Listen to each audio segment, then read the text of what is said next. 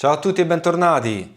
Anche quest'anno è tornato l'inverno. L'inverno purtroppo porterà con sé la brutta stagione che ci costringerà a stare chiusi dentro casa per un po'. Ho pensato come passare questo noiosissimo tempo. L'idea è prendere delle vecchie clip, dei vecchi lavori e rifarli da zero.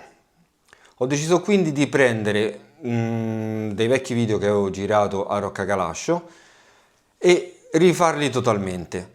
Questo sia per fare pratica, sia per applicare le nuove tecniche che ho imparato magari col tempo e soprattutto passare questo noiosissimo inverno. Quindi vi lascio al risultato. Ciao, buona visione!